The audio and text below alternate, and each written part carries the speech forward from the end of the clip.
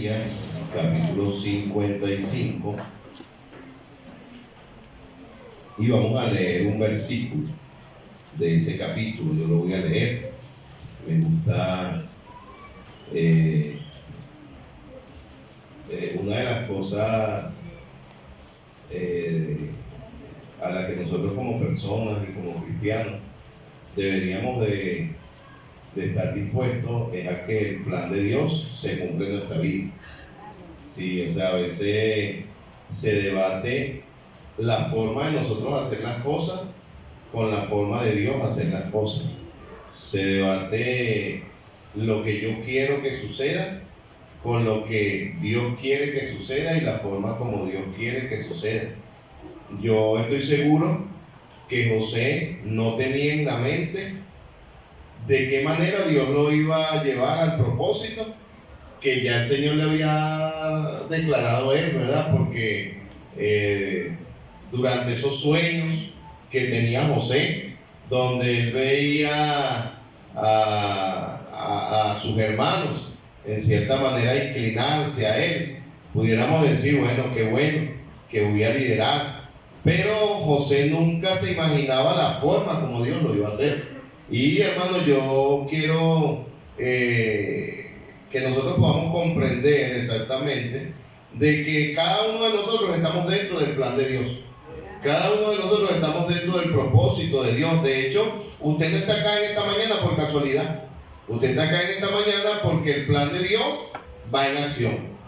El plan de Dios se va ejecutando. Y a veces pasan cosas de nuestra vida donde nosotros consideramos que se salió de control. Y aún allí sigue estando dentro del plan de Dios. Por ejemplo, encontrar la historia de Sansón. Pareciera que no se cumplió el plan de Dios, pero era el plan de Dios hacerlo de la manera que lo hizo en la vida de Sansón. E incluso al final de la vida de Sansón dice, y de esta manera comenzó a salvar a Israel. Pero cuando usted lee la promesa de Sansón a su padre, fue exactamente esa, dice, y él comenzará a salvar a Israel. Y al final de sus días dice, y así comenzó a salvar a Israel. ¿Se cumplió o no se cumplió el plan de Dios en la vida de Sansón? Sí. Imagínense María.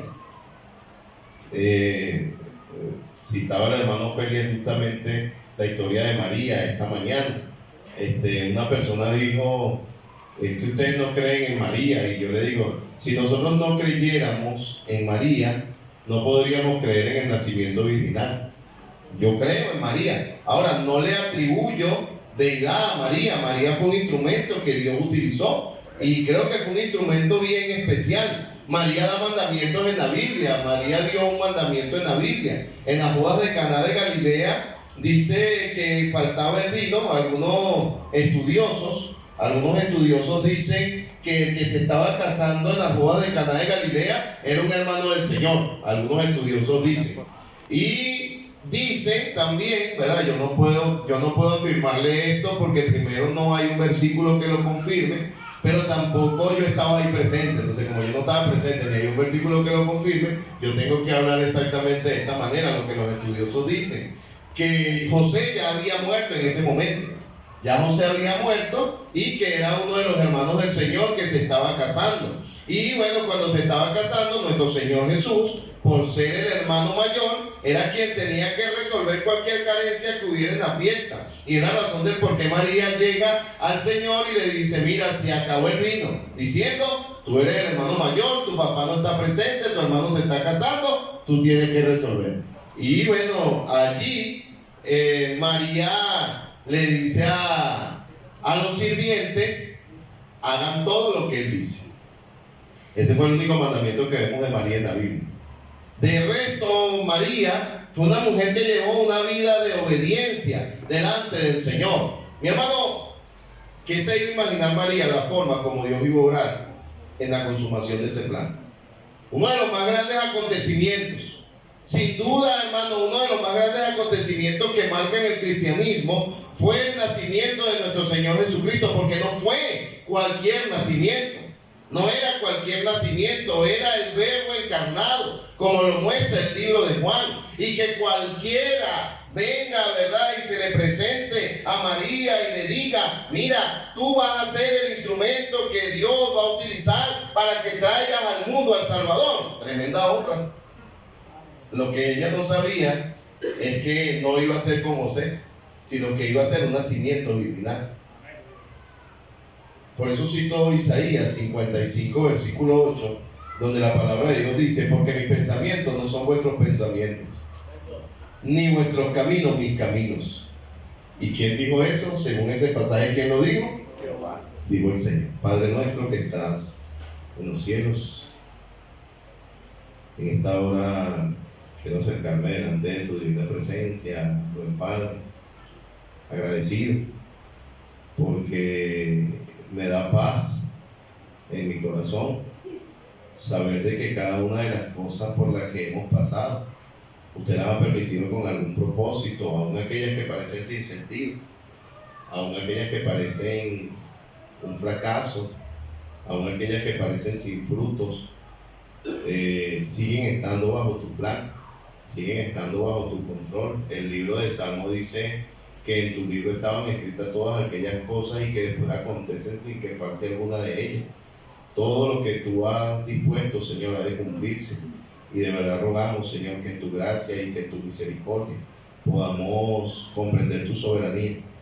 Podamos comprender tu soberanía, porque tú sinceramente eres el único Dios soberano, Señor bendito. Nadie, mi Dios amado, pudiera atribuirse a un nombre tan especial como ser el soberano, pero usted es el soberano sobre todos los nombres. Y usted, Señor, dentro de su soberanía, obra de manera, Señor, que el hombre no obraría. Te alabamos y te glorificamos por eso, Señor. Si las cosas sucedieran conforme a lo que son las expectativas, Señor, o lo que el hombre puede hacer, simplemente no habría nada especial. Pero qué tremendo que tú obras, mucho más allá de nuestra comprensión. Quiero pedirte que en esta mañana me uses, Señor, para animar a mis hermanos a confiar en tu plan dentro del proceso que pudieran estar pasando, Señor, en su vida. En el nombre de Cristo Jesús te lo rogamos. Amén y amén.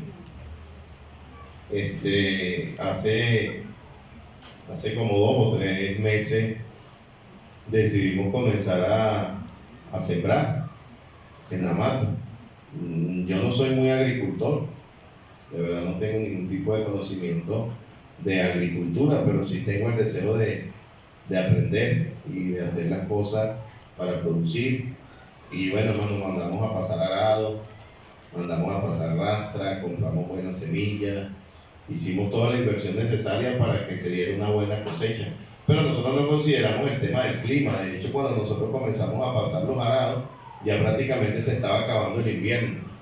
Pero bueno, para mí lo más importante era pasar el arado, la rastra, comprar la semilla. Y bueno, se comenzó a sembrar. Hermano Adrián y algunos hermanos han estado sembrando y todo eso. Y hermano, los últimos meses, bueno, ahorita gracias a Dios está fresco el clima, pero los últimos meses han sido de calor extremo. Yo creo que pudiéramos decir que han sido los calores más abrasadores que hemos visto dentro de nuestro municipio.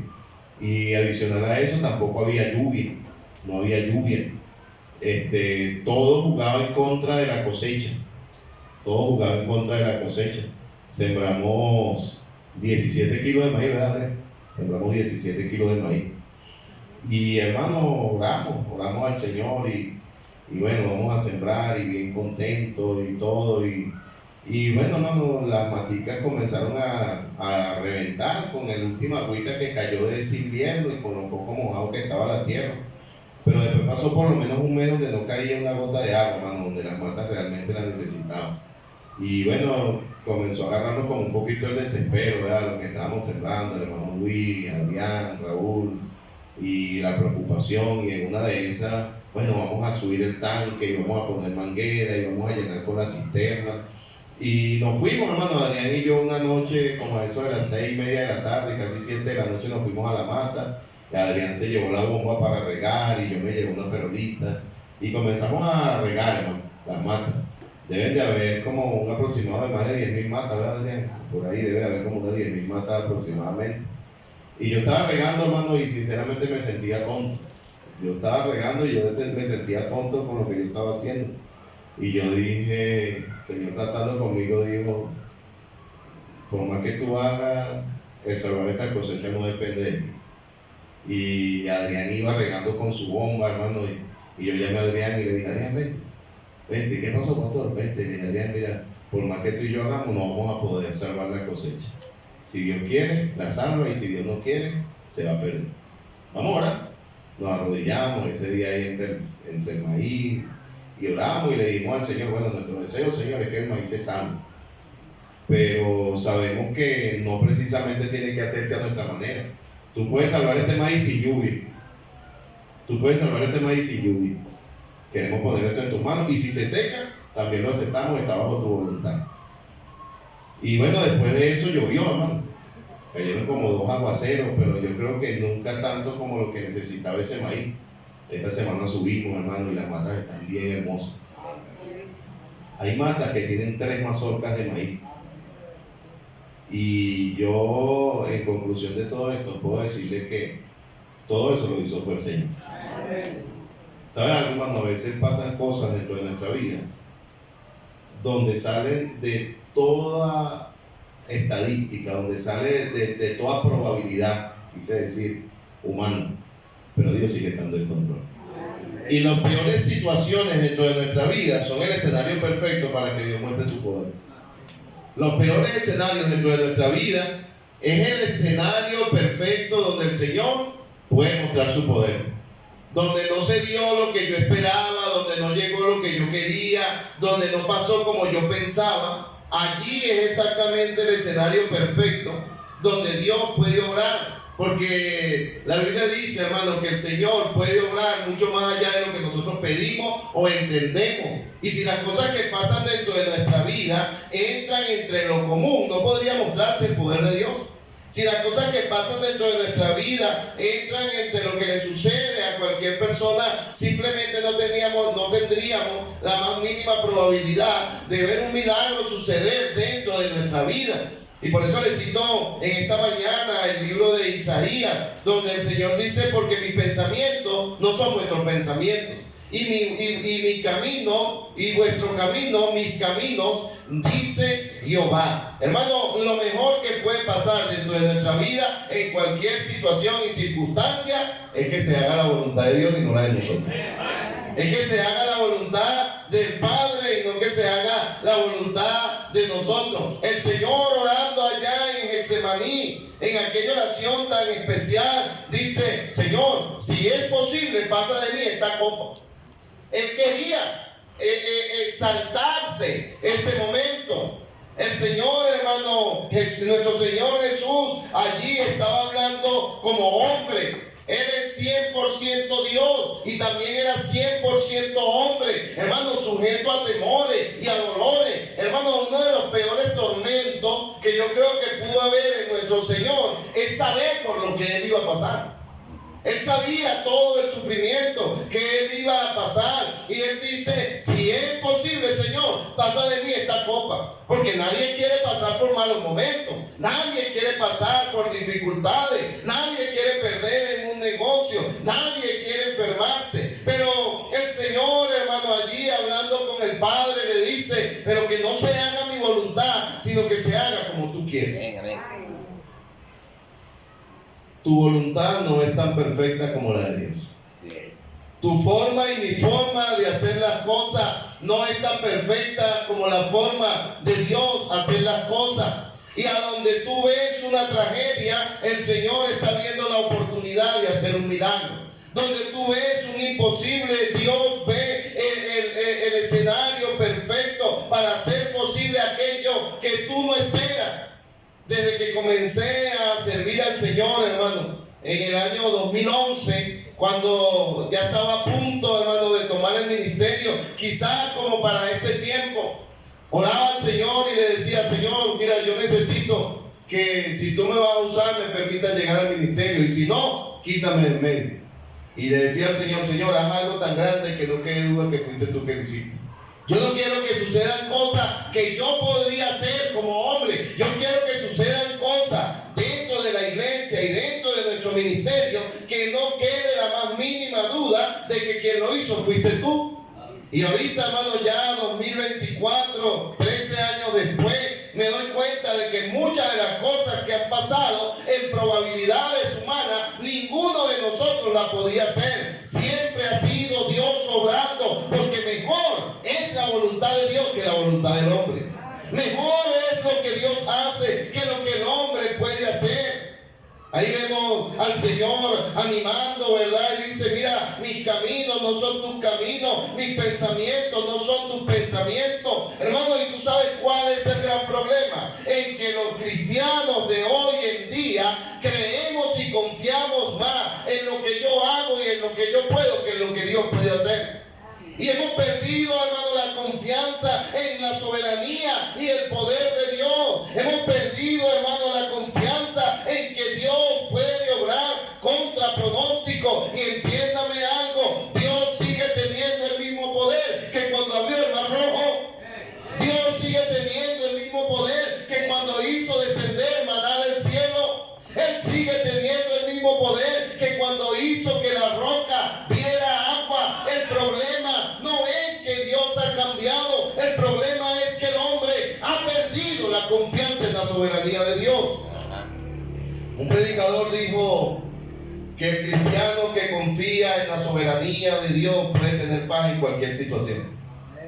El cristiano que confía en la soberanía de Dios puede tener tranquilidad en cualquier situación y al final de cuentas, hermano, puede decir, hágase tu voluntad, Señor, y no la mía.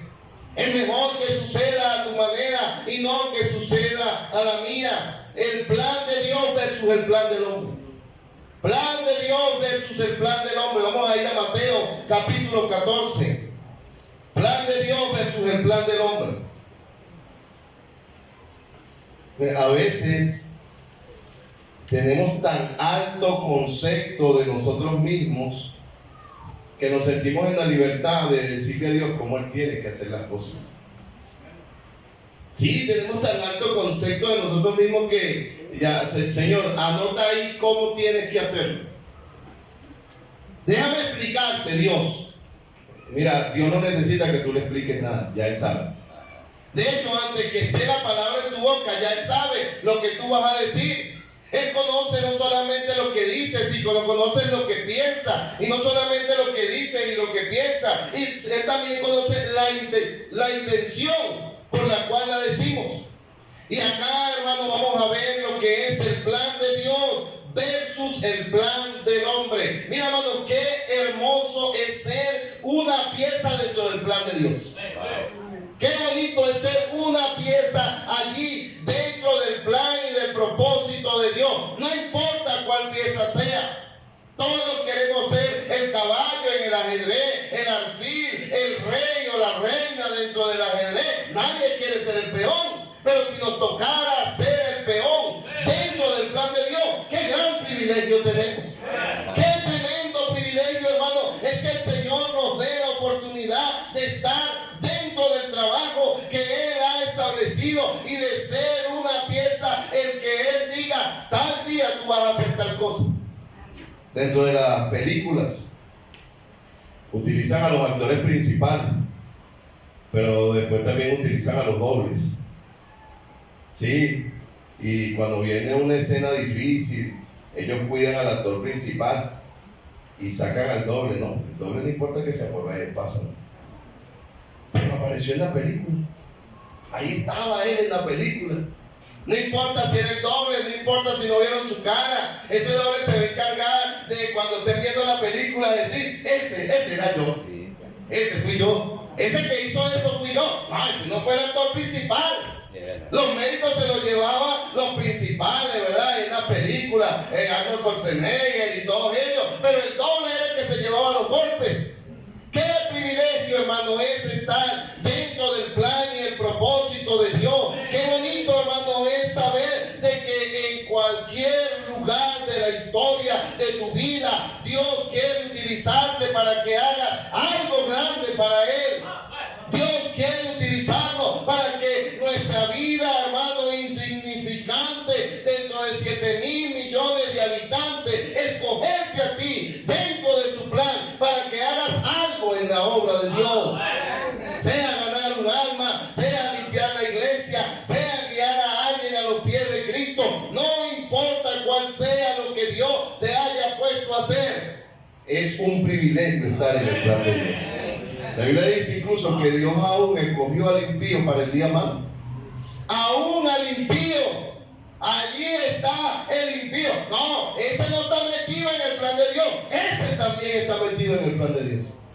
De una u otra forma, todo lo que pasa dentro de nuestra vida no escapa de la voluntad de Dios. Y la voluntad de Dios es agradable y perfecta. Lo dice la Biblia, hermano. Lo dice la Biblia. La voluntad de Dios es agradable y perfecta. Mateo capítulo 14, versículo 13. Dice, oyendo Jesús se apartó de allí en una barca a un lugar desierto y apartado. El Señor tomaba un tiempo aparte. Esto nos enseña mayormente a nosotros. Ayer, hermano, ayer fue trágico. Usted no me va a creer, pero llegué el día viernes a la casa a las 12 del mediodía y yo duré acostado en la cama desde el 12 del mediodía del día viernes hasta ayer a las 9 de la mañana. Y yo sentía que tenía como 3 días acostado en la cama. De verdad que incómodo. Yo no entiendo, ¿verdad? Qué dicha la del flojo que puede pasar tanto tiempo en una cama y sentirse contento. Yo no sé cómo alguien puede sentirse contento tanto tiempo en una cama. Yo estaba desesperado, pero necesitaba guardar el reposo para poder estar hoy en la iglesia. Ayer quería salir a ganar almas, pero no pude. Y le voy a decir algo, se siente feo saber que la iglesia está saliendo a ganar almas y que uno no sale. Yo no sé cómo tú te sientes bien cuando no sales a ganar almas por cualquier razón, pero yo quiero salir a ganar almas, tú lo sabes. Y a la hora de la ganancia de almas me sentí bastante triste y no quería forzar las cosas. Pero mi esposa también a las 7 de la noche me dice, me siento mundano, no salimos a ganar algo. Y dice, si le decimos a Emmanuel, le dice ella, que nos lleven el autobús, aunque sea una plaza, al hospital y ganamos algo. Vamos a decirle, tú estás esperando algo así, hermano, y fuimos y le dije a Emmanuel, y Emmanuel inmediatamente se animó y perdió el autobús y nos fuimos a predicar a la plaza del estudiante y después nos fuimos a predicar a la plaza Miranda. Y íbamos a ir a predicar a la Plaza Bolívar, pero había una fiesta ahí en la Plaza Bolívar y no vimos propicio, pero anoche pudimos salir, hermano, y compartir el evangelio a las personas. Hermano, a lo mejor no pude salir en la tarde, pero dentro del plan de Dios estaba de que anoche había personas que necesitaban oír del Señor. 28 personas anoche oyeron del Señor ahí en la plaza. Hermano, a los que aman a Dios todas las cosas le ayudan bien. Dice que el Señor se apartó a un lugar desierto y apartado, dice, y cuando la gente lo oyó, le siguió a pie desde las ciudades, le siguió a pie. Imagínense, no había transporte, pero ellos fueron a buscar al Señor, porque cuando hay deseo de buscar al Señor, los obstáculos se sobrepasan, amén. Los obstáculos no son grandes. Versículo 14 dice, y saliendo Jesús vio una gran multitud y tuvo compasión de ellos, y sanó a los enfermos dice, y sanó a los que con ellos estaban enfermos, versículo 14, y el versículo 15 dice, cuando anochecía, se acercaron a él sus discípulos, diciendo, el lugar es desierto y la hora ya es pasada. Como que si Dios no tiene control del tiempo, como que si el hombre tiene que explicarle a Dios la situación. Los discípulos, aun siendo los discípulos, cometían errores que en ocasiones nosotros también cometemos. ¿Ustedes creen que el Señor no sabía que ese lugar era desierto y que ya era tarde? Ahí había un problema. Ahí había un problema, hermano. Era un lugar desierto. El desierto era un lugar, hermano, que en el día habían altas temperaturas, pero en la noche la temperatura bajaba. En el desierto, hermano, en las noches hay animales, hermano, como escorpiones, alacranes, serpientes, que podían tragar a las personas. No solamente eso, en el desierto, hermano, es muy fácil que la persona se pierda, porque no tienen punto de referencia y pueden terminar girando.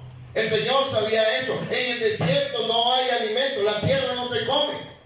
La tierra no se come. ¿Acaso el Señor no estaba consciente de todo lo peligroso que era que las personas estuvieran allí en ese momento. Y ahora sale a relucir el plan del hombre. El hombre tomando previsiones, prudencia, ¿verdad? O como tú quieras llamarlo, comienza a tomar las previsiones. Le van y hablan con el Señor. Me imagino que había una conversación. Oye, pero ¿será que el Señor no se ha dado cuenta de la hora? ¿Será que el Señor no se ha dado cuenta que es tarde? ¿Será que el Señor no se ha dado cuenta que estamos en un desierto? El Señor estaba consciente del lugar, el Señor estaba consciente de la hora, el Señor estaba consciente del peligro y el Señor también estaba consciente de la necesidad. Amén. Allá el Señor estaba consciente de todo eso, pero aquí el Señor sigue estando consciente de todo eso. ¿O no? No, ya el Señor perdió ese control, pastor. No, Él sigue estando en control. Y los discípulos, haciendo uso de la autoridad que tenían y de la confianza que habían de hablar con el Señor, le dice: el lugar es desierto y la hora es pasada. Y se atreven a darle una orden al Señor. Se atreven a darle una orden al Señor. Mira lo que le dice: despide a la multitud. Pasado. Qué uso, ¿verdad? Ellos mandaron al Señor a hacer algo. Despide a la multitud para que se vayan por las aldeas, compren de comer. Allí está el plan del hombre. Y le voy a decir algo, hermano. No era ilógico lo que ellos estaban pidiendo. Pudo haber sido una acción de prudencia, pudo haber sido una acción de sensatez. El único detalle que ellos olvidaron es que ellos no estaban hablando con cualquier persona. Ellos estaban hablando directamente con el Señor. Y el Señor tiene control sobre todo. Amén, amén. A veces vamos a orar al Señor y le decimos al Señor qué es lo que Él tiene que hacer. La misma actitud que los discípulos, la misma actitud, hermano, que había en estos hombres. Ellos se atrevieron a decirle al Señor lo que Él tenía que hacer. Y le voy a decir algo: los caminos suyos no son los caminos de Dios. Los pensamientos suyos no son los pensamientos de Dios. Dios tiene manera única de hacer las cosas. Amén. Y siempre es mejor como Dios lo haga que como yo lo haga. Amén. Pero ahora viene el plan de Dios. El plan del hombre era: Señor, es tarde, el lugar es desierto, la gente tiene hambre, despídelo y dile que se vayan por las aldeas para que compren de comer. Porque ellos enfocaron su preocupación en la necesidad física, tal cual como nosotros. Siempre pensamos en lo físico. Siempre pensamos en lo que se puede tocar, en lo que se puede ver, para que ellos vayan y coman. Ahora, el plan del hombre era: despide a la multitud para que ellos vayan y compren, sin pensar que a lo mejor dentro de esa multitud había muchos que no tenían para comprar. Amén. Porque nosotros, cuando estamos bien, calculamos que todo el mundo está bien. Así es el ser humano. Sí, cuando nosotros estamos bien, no consideramos de que hay otro que posiblemente no tiene el privilegio que tú tienes. A propósito, toda provisión de Dios en tu vida es un privilegio de Dios. Nada merecemos de lo que tenemos en nuestra mano. Ha sido únicamente la gracia de Dios. Pero para los discípulos era fácil decir: mándalo para que vayan y compren. Pero el Señor sabía algo que los discípulos no sabían. Y el Señor no debate con ellos, no pelea. A mí me encanta la manera del Señor hacer sus cosas. Despide a la multitud para que vayan por las aldeas y compren de comer. Jesús le dijo: no tienen necesidad de irse.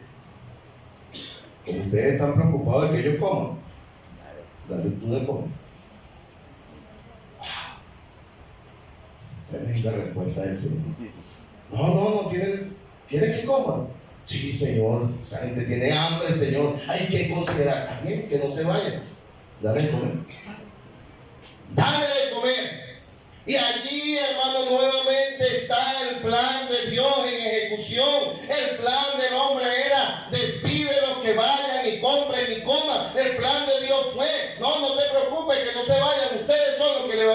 comer. Por eso usted tiene que tener cuidado cuando pide.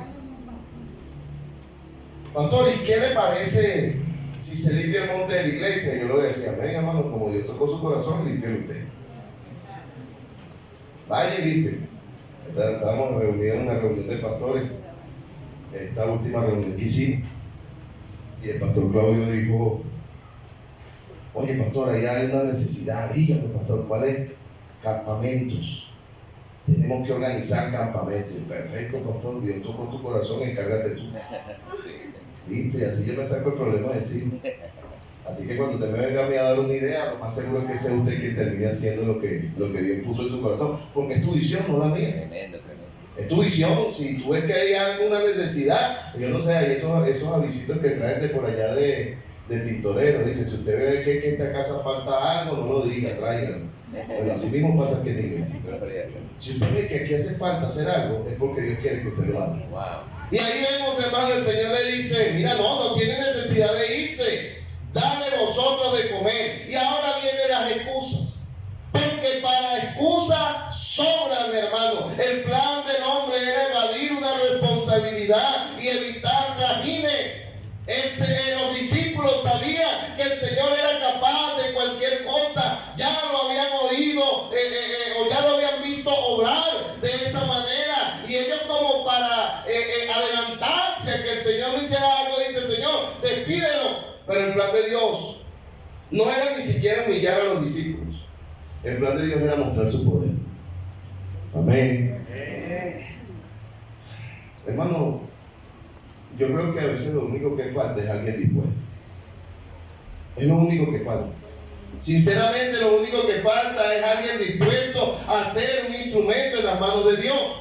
Lo único que falta es dejarse usar por el Señor. El plan de Dios para glorificarse, hermano, era poder utilizar a los discípulos para que le dieran de comer. Ahora vienen los problemas. No había recursos. Versículo 17. Dice el 17. Y ellos dijeron, no tenemos aquí sino 5 panes y 2 peces. No tenemos. Y allí donde no hay, es donde Dios se glorifica. Sí, donde nosotros pensamos que no se puede, es donde Dios se glorifica. Quiero enseñarte algo, yo sé que tú lo sabes, pero lo poco en las manos de Dios se convierte en mucho. Lo poco en las manos del Señor se convierte en mucho. Los discípulos dijeron, no tenemos para darle de comer, solamente tenemos 5 panes y 2 peces, y el Señor dice, con eso es suficiente. Tráigamelo y póngamelo en las manos. Hermano, y yo no sé exactamente qué tienes tú en tu vida, pero en ocasiones, hermano, no tenemos más porque acaparamos y decimos, esto es lo único que tengo, y si lo pongo en las manos del Señor, me quedo sin nada. Aprenda algo, lo poco en las manos de Dios se convierte en mucho. Gloria a Dios. Los hermanos de Norteamérica han entendido eso hace muchos años. Y por eso esa gente son tan desprendidas para invertir en la obra de Dios. Por eso esa gente compra locales, por eso esa gente financian construcciones, por eso compran transporte, porque ellos han entendido la bendición que es dar para la obra de Dios. Ellos han entendido eso. Nosotros, hermanos, mira, no es por nada, no tenemos nada, y lo poco que tenemos sentimos que si lo soltamos nos quedamos sin nada. Eclesiastés dice, echa tu pan sobre las aguas. Suelta. No, pastor, mire que usted sabe que dentro de las reglas de la administración, le voy a decir algo, la economía de Dios es totalmente diferente a la economía de nosotros. La manera de Dios obrar es totalmente diferente a la manera de obrar nosotros. Hermano, quiero utilizar esta parte del mensaje para llamar tu atención. Yo creo que ha habido apatía con respecto al tema de los juguetes. Y no porque no haya, sino porque no creemos en un Dios que provee. Yo creo que ha habido apatía en eso. Si pudiéramos haber hecho más como iglesia. Créame, yo creo. Y le voy a decir algo. Dios no va a necesitar de usted para hacer lo que Él va a hacer. Él va a proveer. Pero la bendición era para nosotros.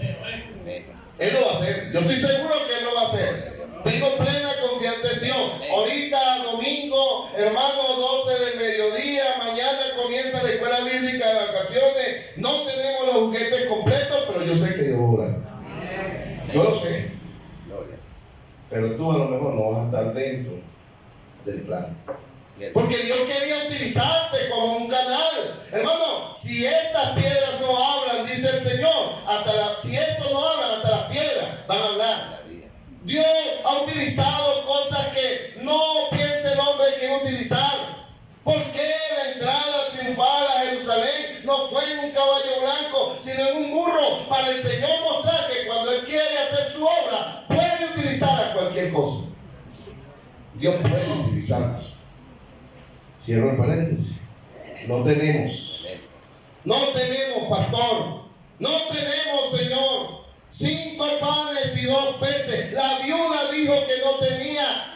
Moisés dice que no tenía. Y el Señor dice, dime qué tienes en tu mano. Pues eso que tienes en tu mano lo voy a utilizar. Gloria a Dios. Eso que está en tu mano es lo que voy a utilizar. Usted ve necesidad, usted ve escasez, usted ve poco y Dios ve la oportunidad de hacer un milagro. Gloria a Dios.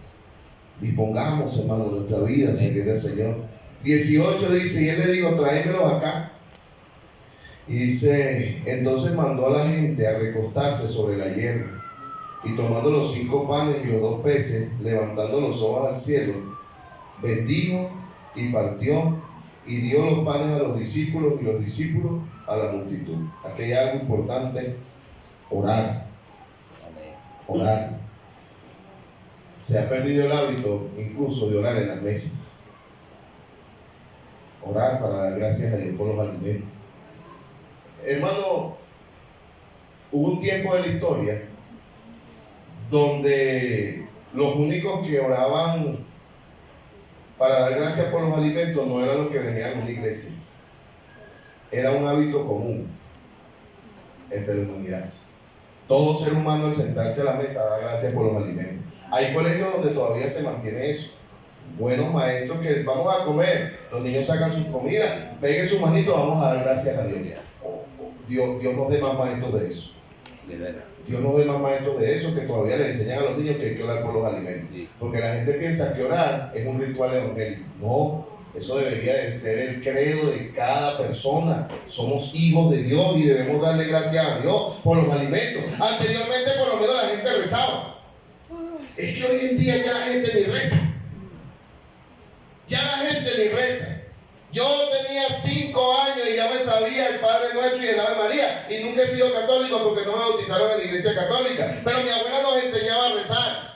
Hoy en día los muchachos no saben ni qué rezar, los que están afuera. El mundo va de mal en peor, decayendo, y necesitamos a alguien que sea diferente. Alguien que sea diferente. El Señor inmediatamente que agarró los alimentos, ¿qué hizo el Señor con los alimentos? Ya sea afuera, vente para esto. No, le digo, vamos a dar gracias por los alimentos. No sé por qué digo esto, pero creer el hábito a sus hijos de orar por los alimentos. Claro. Creer el hábito a sus hijos de no avergonzarse en su escuela orar por los alimentos. Es que hay cristianos que le da pena orar por los alimentos en su trabajo. Amén. Invita a tus compañeros, mira muchachos, vamos a darle gracias a Dios por esa comida. Estamos comiendo porque Dios nos proveyó, no solamente a mí, sino a ustedes. Y ya tú verás que después tus mismos compañeros te van a decir, hermano, ore por los alimentos. Sí, Señor. Hermano, ore por los alimentos. Pero si los cristianos se avergüenzan de dar testimonio a prácticas comunes, ahí vemos, hermano, el Señor dice que lo primero que hizo con el alimento no fue quejarse. No dijo, esto es muy poquito. No dijo, le falta sal. No dijo, le falta aliño. Él dio gracias a Dios por los alimentos. Óigame, y llegue lo que llegue a su casa, sea agradecido con Dios por lo que Dios le ha proveído. Amén, amén. El hermano Henry Blanco un día me llamó la atención y dijo, eso es una sinvergüenzura. ¿Qué, hermano Henry? Compró un pedazo de chicharrón y dale gracias a Dios por los alimentos. Eso lo está matando, ¿sí? Bueno, usted da por el chicharrón y queda gracias a Dios también, ¿verdad? Bendigo los alimentos. Y después de eso vino el milagro. Versículo 20, vamos a ir al milagro. Versículo 20, Mateo 14, versículo 20, dice, y comieron, ¿qué dice ahí la palabra de Dios? ¿Quiénes comieron? Todos. ¿Quiénes comieron? Todos. Óigame, hermano, le voy a decir algo. bueno, creo que debe de ser así.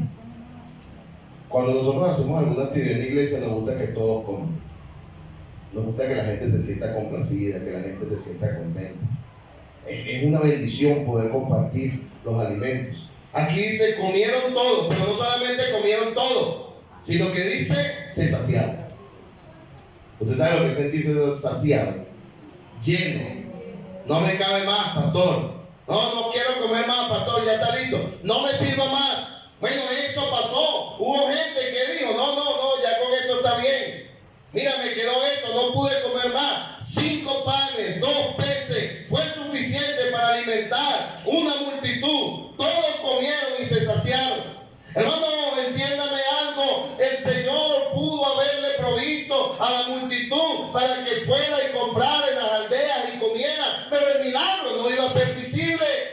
El Señor prefirió hacerlo a su manera y nuevamente te digo, hermano, en tu vida y en mi vida vamos a ser muy beneficiados cuando Dios lo haga a su manera y cuando nosotros dejemos de hacerlo de nuestra manera.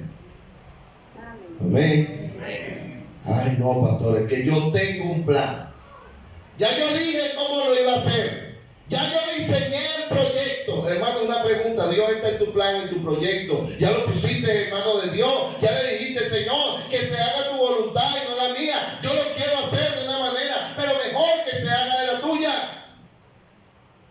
Sucedió el milagro. Comieron todos, se saciaron y recogieron de lo que sobró de los pedazos 12 cestas llenas.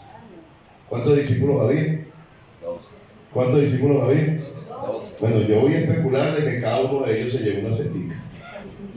Yo, no lo dice la Biblia, yo con responsabilidad lo digo. Yo lo pienso. Porque tú sabes quiénes eran los primeros incrédulos. Los discípulos. Los primeros incrédulos no fue la multitud. Los primeros incrédulos fueron los discípulos. Y es triste que muchas veces los que no creen son los que están más cerca. Wow, tremendo. Es triste. Somos. Es triste que quien a veces le mete la cuña a la carreta son los que están más cerca. Hermano, mira, te voy a ser sincero, hay cosas que Dios pone en nuestro corazón para hacer que nosotros mismos entendemos por qué se va a hacer. Pero de que se hace porque Dios dijo que se iba a hacer y se va a hacer. Milagro. Recogieron 12 cestas llenas. Y lo que comieron fueron como 5,000 hombres, sin contar mujeres y los niños. Algunos se atreven a decir que fueron como unas 8,000 personas. Se atreven a decir, sacar la cuenta del porcentaje de personas que pudieron ser casados y todo eso, y ellos calculan que fueron unas 8,000 o 9,000 personas.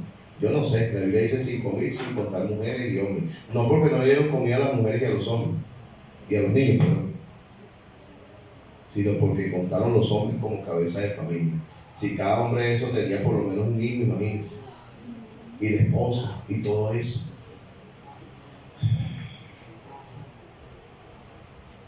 Vaya Isaías nuevamente. Vaya Isaías. Deje el desespero. Deje el desespero. Confíe en el plan de Dios. Amén. Confíe en el plan de Dios. Isaías 55, versículo 8 dice: porque mis pensamientos no son vuestros pensamientos, ni vuestros caminos mis caminos, dijo Jehová. Como son más altos los cielos que la tierra, así son mis caminos, más altos que vuestros caminos, y mis pensamientos más que vuestros pensamientos. Ojalá que hoy decidiéramos decirle al Señor: he intentado hacer mi voluntad, Señor, pero yo hoy prefiero que sea la tuya. ¿Tú sabes por qué a veces estamos batallando tanto? Porque estamos sin querer dando cosas contra la misma. Estamos peleando en contra de lo que Dios estableció. Porque tú no te rindes delante de Dios y le dices: Señor, yo no quiero hacer mi voluntad. Mejor muéstrame cuál es tu voluntad y que me voy a hacer. Todo cerrado, todo cabeza inclinada.